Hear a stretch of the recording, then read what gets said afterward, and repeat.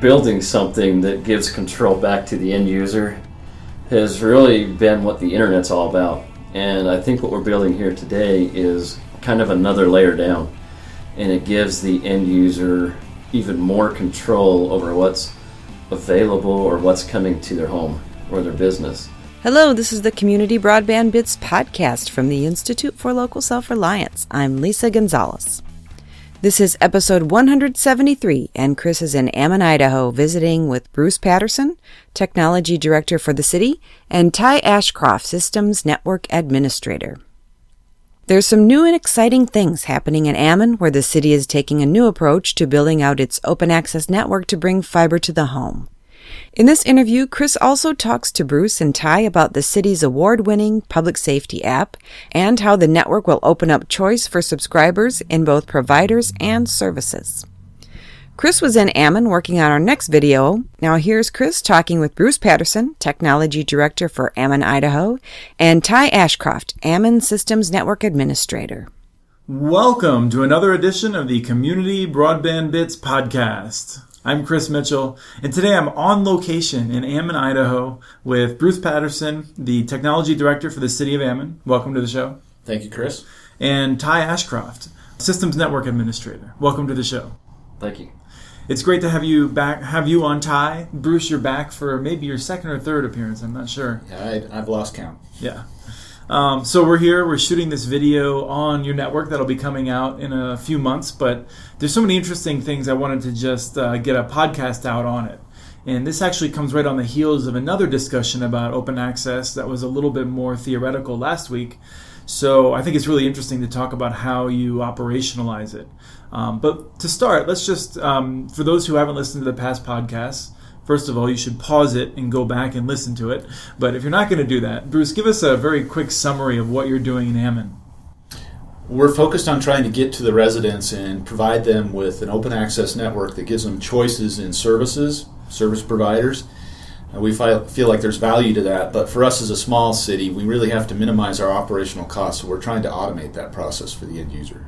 And we're going to really dig into what that means in a minute. But first, I actually wanted to get into a sense of how you're paying for it. Because I think, and we've talked about this in the past, you paid for the stuff you have already by having the city use it for its internal uses. And that justified pretty much all that you've rolled out. You've also done some rollouts for some commercial customers as well that they've paid for. But what's the model moving forward to get the network to all the way to all the homes in Ammon? Well, as you can imagine, it's important that a reasonable number within a particular geographic area or neighborhood want the service. So we're driving that, trying to see what the take rate would be within the neighborhoods.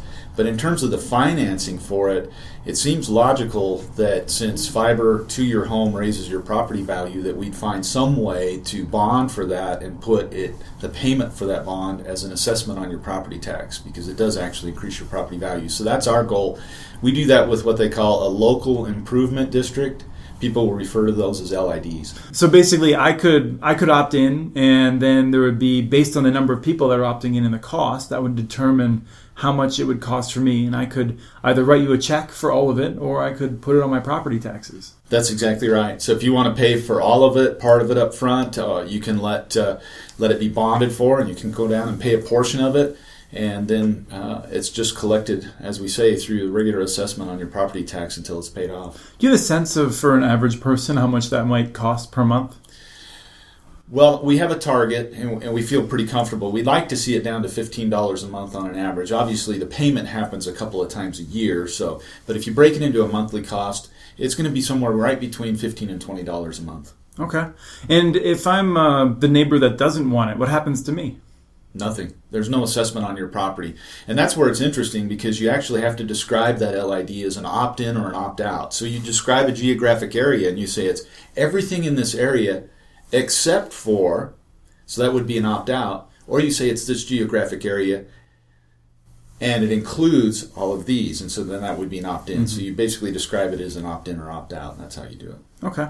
And the city will not be providing any services directly, or at the very least, you won't be. I mean, it's actually kind of interesting in that the school district or 911 dispatch may develop an app for your system, but your job is to provide the roads. That's right. We won't provide any service other than we do intend to provide what we're considering a lifeline service. And you and I have talked about that a little bit. Yeah, and we'll describe that in a second because I think it makes a little sense now to start talk about how people will interface with it. And you had an open house here last night with people to come in and to test drive the system. And Ty, I'm wondering if you can tell me what people saw when they came in and how you walked them through what they were looking at. So one of the first things we described to the people who came to the open house last night was something that they were looking at was something that does not exist anywhere else on any other network. And that's really the opportunity, the option for the customer or the homeowner or the business owner to take that fiber line and decide for themselves based on what services are available in the system at that moment. Basically make a choice what services they want. They can take 1, 2, 3 services or none. The people that I talked to last night thought that was incredible. Something that obviously they don't have right now. They don't even have the option. A lot of people don't even have the option more than maybe 1 or 2 internet service providers, and they've already tried both of them and are still dissatisfied. So to have an option to actually get to more services was groundbreaking for them. And so you actually had 3 demo services last night, and I think it helps to understand how you're breaking the service away from the fiber line itself, the physical line. Mm-hmm. When people would subscribe to one service versus a different service last night, and this is on the same fiber, the same PC, were they having different experiences from the different service providers? So definitely. We had one service that only offered 30 meg, and it was from one internet provider, and we could actually see a different quality as they were doing different things on the internet versus another service provider across that same fiber. So it was kind of interesting for them to be able to see that there are different options, service providers, and they offer different levels of service. And according to maybe what a price might be on that service, maybe there's a service provider that offers a lower price, but it's sold to more customers possibly to get that price down. So there's a lot of different options that they have at that point, and to get that quality that they may desire, and so maybe they're willing to pay a little more for it. One of the things I've found interesting is that the fiber actually runs into this box. And out of that box, I think we're used to seeing in our homes maybe 1 or 2 cables. But this box has different ports, different Ethernet jacks, basically. And so you can choose which service goes to which port. One of the use cases that I found really interesting was the idea that, in my family, we might have one network that I'm on and my wife is on, and we can do whatever we want on the internet there. But I may subscribe to a second service additionally, which would provide some level of filtering, and that would be the network that my children's devices were connected to. And they would have no way of knowing how to jump across that, basically. And so it's actually a little bit better than a firewall that I'd have to set up myself or some sort of filtering. I just found that to be really interesting. And for me, logically seeing that there's different ports helped me to understand the vision. What kind of services get you excited or interested in terms of this?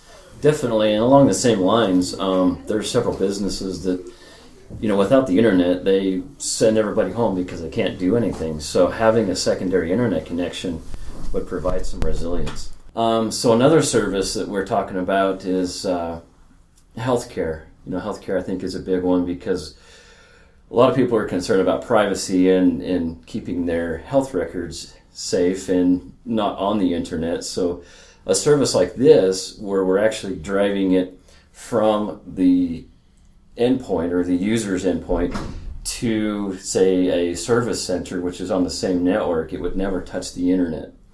So, what do you mean by never touch the internet? So, never touch the internet. So we built that road from your house to our service center, and say there's a server that belongs to a service provider that sits there, and it also has its own road to the people who manage that service. So that's all separate from the internet. It actually doesn't cross the internet. It stays separate. Well, what are the benefits of it never crossing the internet specifically? Main benefit, I would say, is just the security of it all. there's no chance of a hacker trying to hack into that, because it's been said that the only secure computer is the computer that is turned off or is not connected to anything. And that's basically what we're doing, because it's got its own individual road or pathway from one end all the way to the other end. Right. I think you might think of it as like the water system and the sewer system. They do not intermingle, right? They're two separate systems in our roadways. And you would never want them to intermingle. That would be quite disastrous. A health violation, right? Right, absolutely. And I also think there's a quality of service angle to that too, right? Because when you're on the internet, you've lost control of quality of service. You're using other people's networks, but if you keep it local, then you have more control, right? Exactly. We've had all these conversations about the live fire or the active shooter, and just briefly tell me about that. But I want to really get into how the network, the way you've configured it, really gives more power than if someone was just doing this over a network that had been built with just happened to have a gig that didn't have all the wizardry and the software-defined networking. So active shooter deals with what we're seeing around the country, and it's very unfortunate, is that people take guns into schools and they start to shoot people. So, now, theoretically, that actually could be any location. Yes. It does not have to be, but in this case, it was around a school demonstration. Yes, we focused on a school. Could be a mall, could be a movie theater, all things that we've seen. Could be any place the public gathers, any kind of a sporting event, arena, or anything. You could do the same thing. So what the idea was is that in the event that something like that happened, how could we automate the process? Because the response process currently is that law enforcement simply sends everybody they can send, and they send them in there en masse as fast as they can, and they are simply just charging the area where they believe the shooter to be and looking for a weapon. Mm-hmm. And that's how they do it, because they found that they got to minimize the timeline. The longer the timeline runs, the more casualties they have. Mm-hmm. So they found that the best results are simply just to go in there and bring an end to the situation. So the concept is that we would use infrastructure in IP cameras specifically in the schools that already were there, and that dispatch could receive those signals, but they can't really sit and monitor them. So dispatch really is only interested in that content, that video content, when it's specific to them. So you need some kind of event.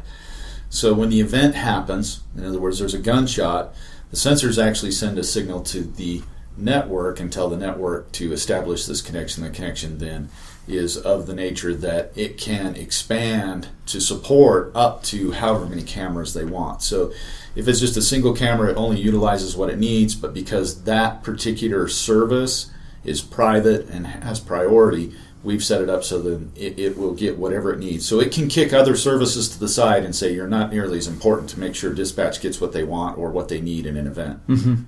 What I find interesting then is that if you were to provision that, let's just say that you want to do this on leased services, what 911 dispatch would almost have to have would be a gigabit to every possible location where they would be doing that. And that connection, ideally, would never be used. Mm-hmm. And so that would be a tremendous cost on 911 dispatch. And it would be effectively a lost cause, because we would hope it would never be used. And maybe it'd be used once or twice, but they're paying 24/7 for that connection. How is your network different? For a municipality, there's a couple of things to look at. Number one, the fiber's already in place. So the school has their resources, and they can terminate all of those services, and I'm talking about IP services, the camera services, and so forth, at a single point. We have fiber there. We can plug it into that fiber. We add some automation. But that fiber is already there, and in many cases it's already being paid for, because we have other things we're doing with it. But we acknowledge at the same time that if we had an event like this, those other services certainly are not of the same priority as what's currently happening. So if that fiber is there, we simply just allow that to happen at no cost, because it's already in our wheelhouse. It's already in our charter to do public safety. So why wouldn't we do it? So I think that's where it becomes a little bit different for us versus a commercial entity that looks at it and says, well, if we've got to reserve 1 gig, whether you're using it or not, and we don't know what's going to happen, then here's the cost. It's a different motivation, a different incentive entirely than it is for us. So the scenario is basically shot rings out. You have some logic locally that determines, is this a gunshot or is it some other loud noise? Mm-hmm. It determines that it is. It automatically figures out which cameras are close, and you can even do some trajectory tracing, I understand. Yes. And it gets that information to dispatch immediately. Dispatch can immediately get that out to responders. And the interesting thing is if dispatch needs to use a full gig to get 60-some high-def cameras running, they have that capacity available. That's correct. And it was pretty compelling. Obviously this was a work in development, so we had some goals up front, and, we weren't sure exactly what the timeline would be. So we kind of set initially this goal that could we get an image to dispatch in 5 seconds? That was kind of our initial goal. The image at dispatch was typically a second, 2 seconds, and typically within 3 to 4 seconds, that image could be verified by a dispatcher. If they're sitting there waiting when it pops up and they see it, and it could be sent to the smartphones of the responding officers within 5 to 7 seconds. So the people going in actually have an image of the shooter and a location on a map on their phone showing where they are in the building within about 5 seconds of the shot being fired. So you sent a sheriff into a school to test this on a Saturday? We've tested it multiple times, sometimes on a Saturday, sometimes on weeknights. We had a request to demo it when the students were in school, and so we actually did some testing with the students around the building at one point. Wow. The other thing that I want to make sure that we touch on is, you mentioned at the beginning, the Lifeline service. And for me, this is a better sense, once again, of the kinds of things a portal could enable. Ty, tell me about the Lifeline system that you're developing. Lifeline is basically, so I've got this connection that comes to my house, but I don't have any service on it. It's kind of like a phone line. So a phone line, a Lifeline service on that would be still have the ability to dial 911. You still have the ability to do what you need to do some of those life services. So for us, that's if I'm not subscribed to anything. So right. So if you're not subscribed to anything at all. So if I was, let's just say that, for instance, I was a person who had your service, had your network. Mm-hmm. I was paying the maintenance fees, which and the costs potentially if I put into my mortgage. I'm looking at fees of between $30 and $40 a month, perhaps, to have that line on. And I have had service from an ISP in the past, but I've disconnected it now. So I'm not actually paying. So you've lost your job or whatever. At this point, you've decided you want to save that little extra money because you've got food to buy or whatever. But we still want to provide that Lifeline service, which would be an internet connection. Basically, you would log into a portal, just go in and select the internet services in that portal and select Lifeline. And that Lifeline will hook you up to an internet connection. It's not going to be anything earth-shattering, but it's going to be enough internet to, say, do some job applications online or to look up information that you need to look up. It'll probably have a timer or a time limit on it. It's not going to be conducive to streaming videos or that sort of thing. It's really for those life services that you need at that moment to do what you need to do to or to get out of that rut in your life again. So right. So if I was needing to apply for jobs, or if I needed to fill out, perhaps assistance from the government forms or something like that online, or you can't make it to the DMV, so you want to pay for your car registration online, that would be an option. Okay. Yeah. Yeah, I think it's fascinating, and once again, it's just, in my mind, this is one of those differences that the way that you guys think about the network differently, because you're a part of the city, you're a part of the community, and you're looking and you're saying, it's not a matter of how can we get the most dollars out of this network, it's we've built this network in a financially sustainable fashion, how now can we provide the maximum number of services to the community? The Lifeline service has had an interesting impact the concept has on the commercial providers, because we've automated your ability to sign up and get service from an ISP to almost each and every provider. As they've listened to us describe the Lifeline service, they've all agreed that they want a button that says test drive our network for 24 hours. So almost all of them now recognize that what the end user can now do is sign up and leave, because we've automated that. And so most all of them have said, we're going to let them test drive our network for 24 hours or 30 days. So it's going to start to evolve into more of a Netflix situation where you go, you sign up, maybe give them some payment information, and it's free for the first 30 days so that you can cancel if you're unhappy with it. So it's an interesting what the automation does in terms of enabling the consumer to have a little more control over it. Well, let me just nail that down for a second. How many phone calls do I have to make to change services, and how long do I have to wait? About 5 seconds, no phone calls. So it's just clicking a button and it's all done. That's right. And you can subscribe to more than one or none. Right, because as we were talking about, you could have one gig connection on one port and another gig connection on a different port from a different provider. That's right. Exactly, and another one of those, and I'll pass this over to Bruce, would also be public safety. And we've talked about that a little bit, but public safety back to the home user, and anyway, I'll let Bruce talk about that a little bit more. So public safety, it used to be they provided a service, and I think in a lot of respects, they've really, as a result of the rise of technology, feel like they're in a response mode, meaning that all these changes are coming at them and they just have to react. They don't really get an opportunity to think forward and say, what would we do if we could? And so our feeling is that our network allows them that opportunity to start to think about what would we do if we could, instead of just simply saying, okay, now we've got to figure out how to do text, now we've got to figure out how to take video, we've got all these things coming at us. Instead, they can now say, we have a dedicated network, and that network goes into the homes in this community. How do we want to use it? It's a different thought process. So in talking with our local dispatch, they've asked us to help them because they're not exactly sure how they want to do this. But what we've talked about would be similar to an enterprise collaboration service. And what those typically involve, if you think about it, you sit at your desk and you're part of an enterprise or commercial organization of any size, you have an option: video chat, SMS, or you can simply pick up the phone and call.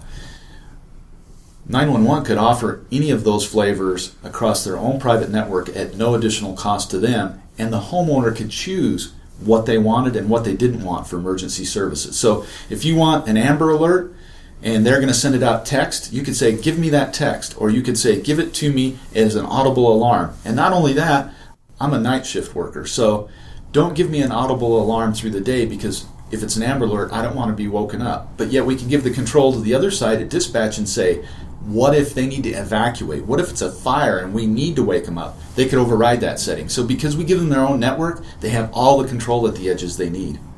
Well, I find that amazing in the sense of, right now, I think a lot of the reverse 911 type stuff, the idea of dispatch to reach out to people who may be unaware of danger, is predicated on your geographic location. But if I'm working and maybe I have a family member at home, or maybe I just am worried about my pets, I might be notified, even though I'm outside of the region, this thing is going on and it's impacting your house. That's exactly right. You think about the enterprise, again, the commercial enterprise collaboration services you get. When you leave your desk, you can forward your phone.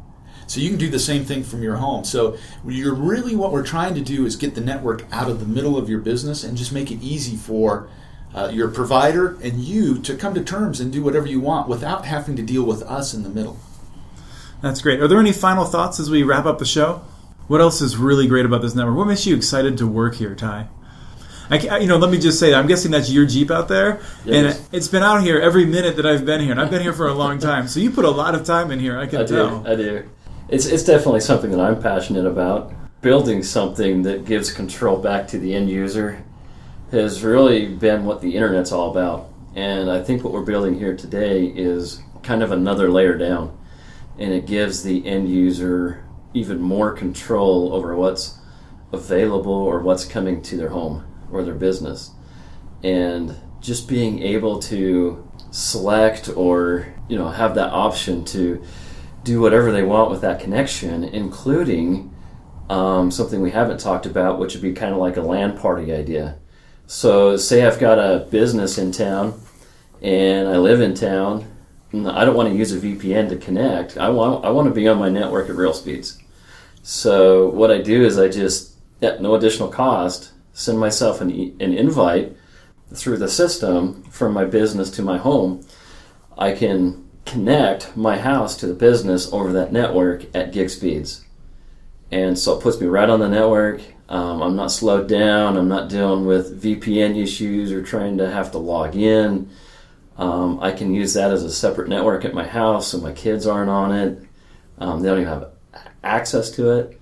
And, I'm able, especially as a systems administrator, I have to be tied into my systems and I have to know what's going on and I have to be able to fix things at a moment's notice at 2 o'clock or 3 o'clock in the morning when things like to happen usually. So. Right, I'm just sort of imagining in a gaming scenario where you might be interested. You might be playing games with some of your friends across the internet. So that's where the LAN party idea comes from, actually. Right. So, and let me rephrase that. I can imagine you're in a situation where you're on a LAN party, you're playing these games, and you have this private connection. What's interesting is that you can do that in such a way that if your wife decides to suddenly upload to Dropbox that 3 gigabyte home video that she's been making about the family, it's not going to suddenly kill your ping. You're going to have that separate, and you'll be able to have a high quality of service still for that local connection. That's exactly right. So the beauty of fiber is we can do all of that and more today. That doesn't really cost anything more to the home subscriber, and I like to think of it as different lanes of traffic that don't touch each other, and you can, exactly like you're saying, Chris, do everything simultaneously. Yeah, terrific. Well, thank you both. Yeah, thank you. Thank you, Chris. That was Chris visiting with Bruce Patterson, Technology Director for the City of Ammon, Idaho, and Ty Ashcroft, who works for the city as Systems Network Administrator, discussing the city's new Fiber to the Home project. Send us your ideas for the show. Email us at podcast@muninetworks.org. You can follow us on Twitter. Our handle is @CommunityNets. If you're on Facebook, you can find us by searching for Community Broadband Networks. We want to thank BKFM B-Side for their song Raise Your Hands, licensed through Creative Commons. And thank you for listening to episode 173 of the Community Broadband Bits podcast.